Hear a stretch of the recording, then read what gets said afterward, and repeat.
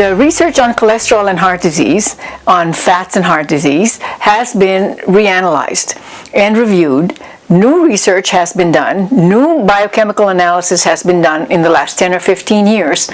And what the biochemists and the researchers are finding is that there is no relation between the cholesterol in eggs and heart disease.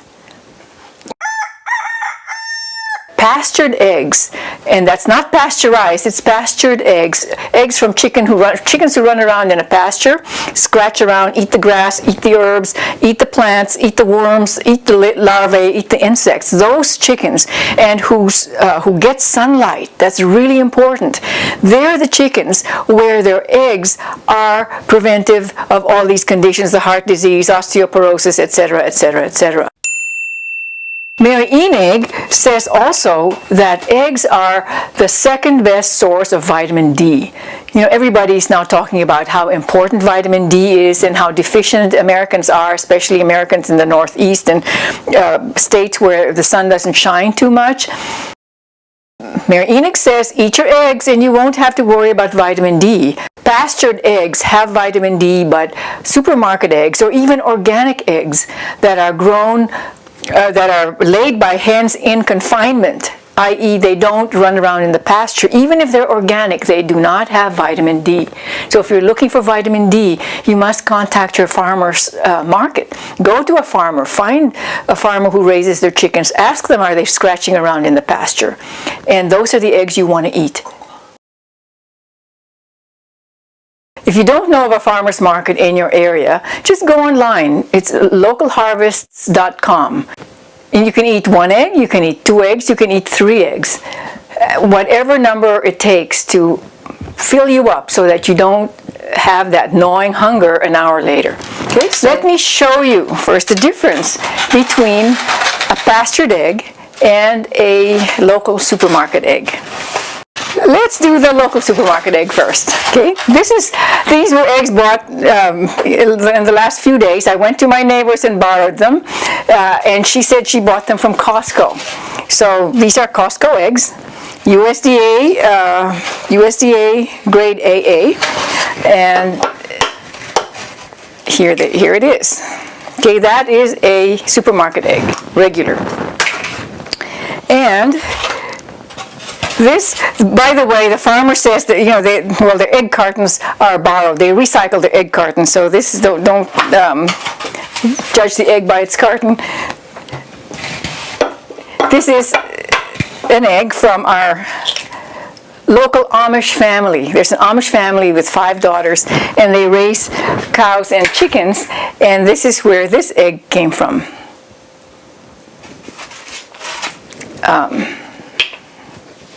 Can you see the difference? This is the pastured egg. This is the egg from Costco. From where I stand, this is a beautiful orange. And this is kind of a yellow. So the difference, you can see the difference in color. That is the most stark. And here, it seems like the white of the egg is much firmer, and this is much more dispersed. So just visually, you can see what the difference in the egg is. That's what struck me when I first started buying pastured eggs, which was only a few years ago, when I started learning the differences between pastured eggs and regular eggs. And by the way, those of you who know about essential fatty acids, the fatty acid ratios in pastured eggs, the ratio is ideal. It's 1:1 omega-6 to omega-3, whereas in supermarket eggs, it's 20:1. And that's an enormous difference. And they're telling us now that we should stop eating omega-6s because that is a very dangerous, that's what leads to heart disease, is an omega-6 to 3 ratio of 20:1. 1:1 is what we want. Okay.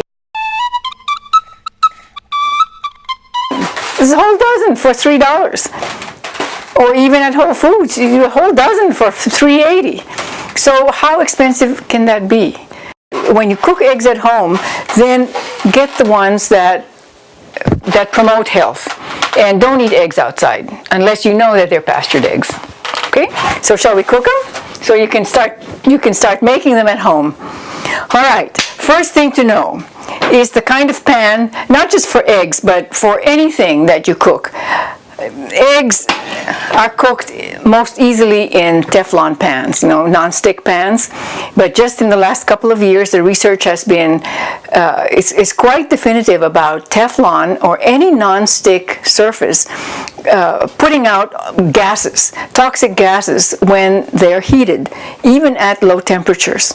So last year, I threw out all of my non-stick pans, and fortunately, most of them came from Williams-Sonoma. So I took my non-stick pans there, and they gave me exchange pans, these Le Creuset pans for free, because once you buy something at Williams-Sonoma, they're good for life. So if you have Williams-Sonoma non-stick pans, you can go exchange them. Otherwise, I would put on your wish list to buy a cast iron pan, or a cast iron with enamel pan, or a stainless steel pan, an all-clad pan. Or I dug out, this is a 30-year-old pan I've had for more than 30 years. It's stainless steel with copper on the outside. And the modern version now is the all-clad pans. So if you have any of these, you're in luck. Otherwise, put it on your wish list, because then you won't be toxifying your food. And don't worry if you have to use your non-stick pans for another month or 2 or 3. Your liver can probably take it. But do put it on your list that as soon as you can, buy stainless steel or cast iron enamel. Okay. So the first thing to do is put the fat in the pan, and the fat to cook with, not olive oil, because when we heat olive oil, some of the fats can be damaged and therefore become toxic. So don't heat up olive oil. Instead, we're using, this is coconut oil. This is virgin coconut oil, and this is expeller pressed. It's not the top virgin, they're both organic, but this is virgin coconut oil. And this coconut oil, when you smell it, it has that wonderful sweet coconut smell. And I don't like the sweet coconut taste in my eggs, so I don't use this. For my eggs, I use the expeller press, which is also has all the benefits of the other coconut oil.